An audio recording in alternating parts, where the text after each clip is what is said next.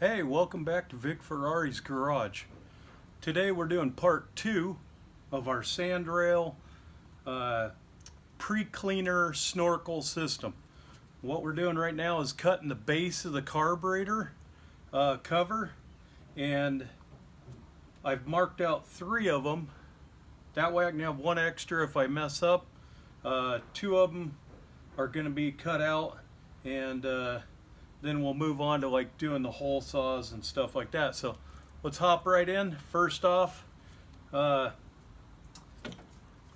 you know to wear earmuffs and eyeglasses, but I see so many people take this cover off and use these without it, and these things constantly kick back and everything, and it's just insane to have a blade aimed right at your fingers, okay? And I can guarantee you, if you look right there, I've cut the tip of my finger off with this, and I had the guard on it, and I still had it jerk back and get into my finger. So had I not had the guard, I would literally probably be missing 2 fingers. So I just would advise you to do the guard. So anyway, let's hop into this and we'll get rolling.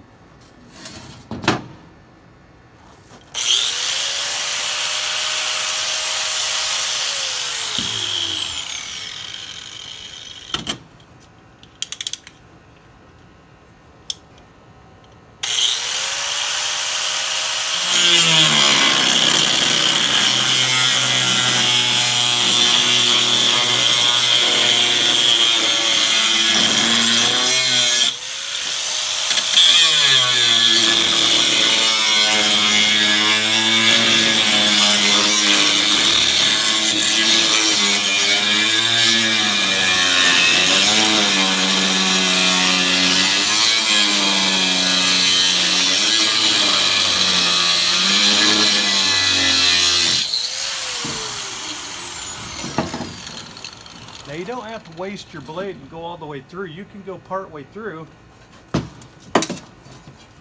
and pop it.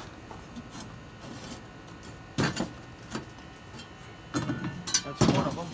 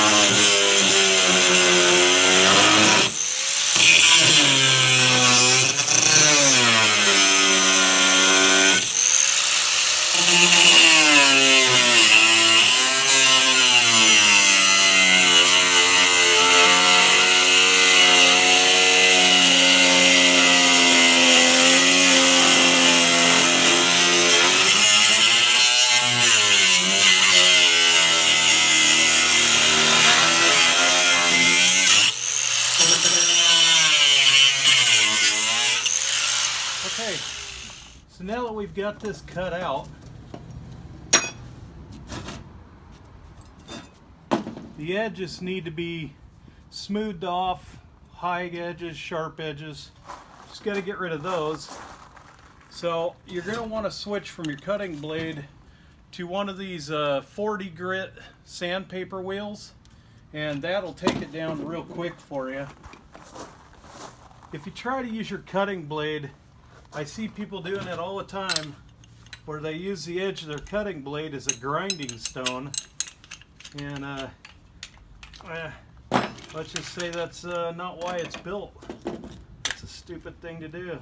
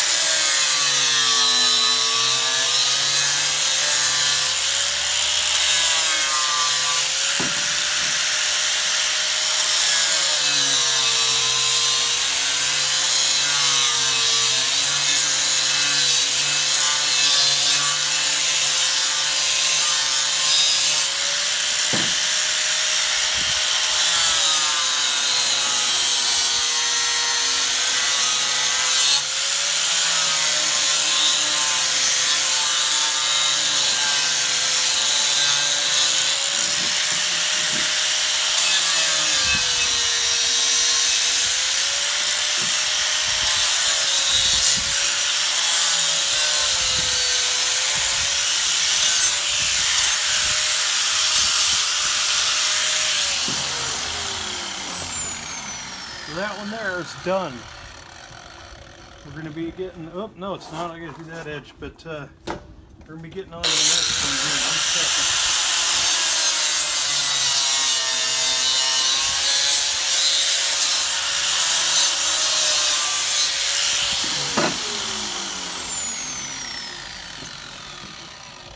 So in all total, we're going to be drilling out these holes here. I've marked out using my topper. Actually, that's the wrong one. Marked it out using my topper.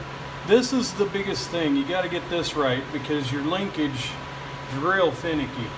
So get that right, and then I marked out all my holes.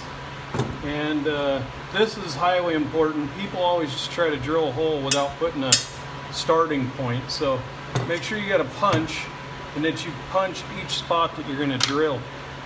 Start off with the smallest bit and work your way up to the size you need. Don't just go for the big size. You'll overheat the metal and harden it, or you'll dull your bits out. So. And it's a lot harder to drill.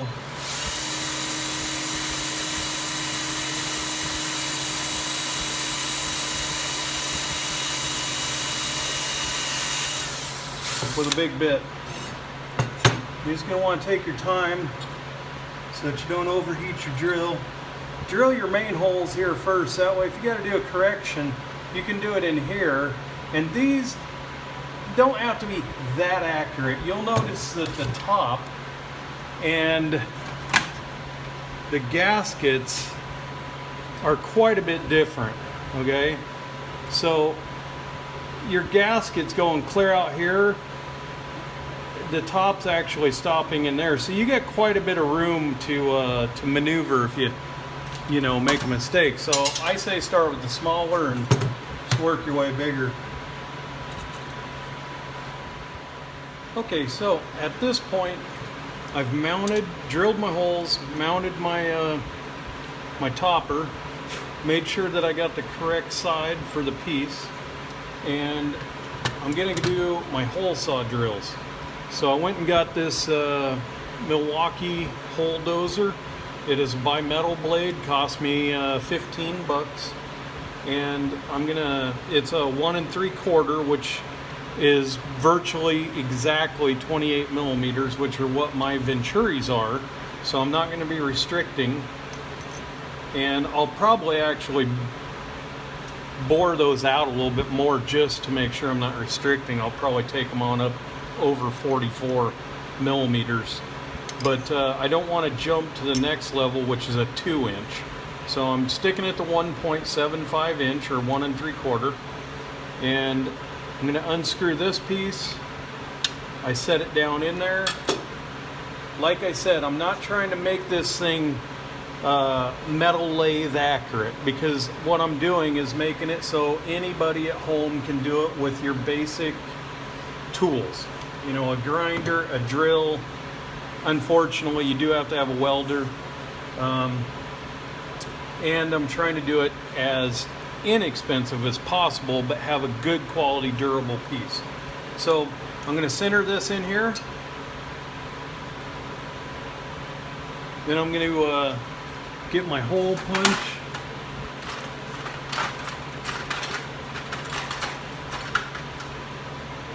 And I'm going to center the hole punch. And there we go. So now I'm ready to do it. I'll hit that one while you're off camera. We're going to head outside to the drill. You can drill it with this. It's just a little harder. I'm going to do it with a drill press. Okay, we're back here at the drill press. Got our plate. We're going to be drilling out these holes here. Got the drill press set up.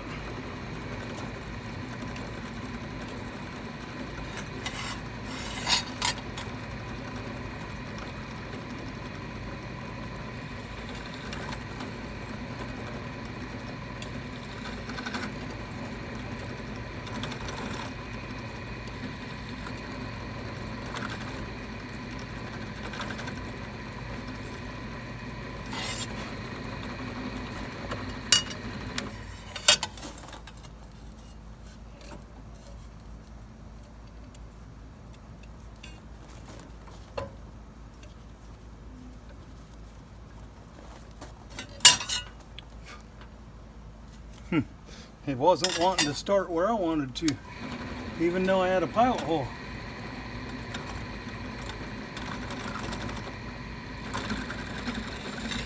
Alright. You see how easy this is here.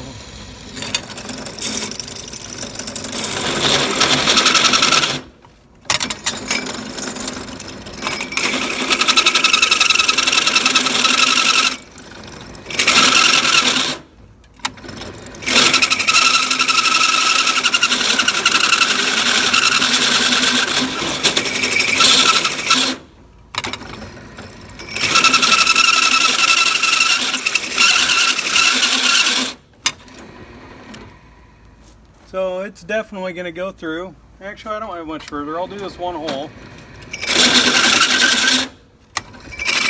The Harbor Freight drill's not quite up to it, but it is 28 years old, so I'll cut it some slack. Alright, so we are done drilling out these holes. It didn't take but a minute or so longer. I would say it took all 3 minutes total to drill the holes. And the reason you didn't get to see all of it was because the camera is overheating in the Arizona sun. So now I'm going to drill out the holes for the float breather and the main jets, and I don't have a ton of tools. I'm trying to keep it at the most minimum tools anyway, so I'm just going to start and drill a bunch of holes around this edge. So I'm not going to leave you on the whole time, but I am going to drill, you know, one or two, but I'll just work my way around it and then smooth it with a file. Shouldn't take more than 5 minutes.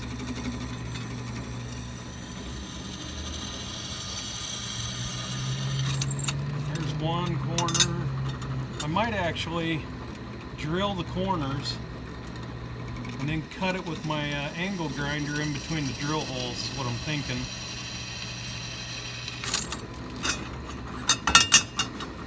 Ow! That was hot.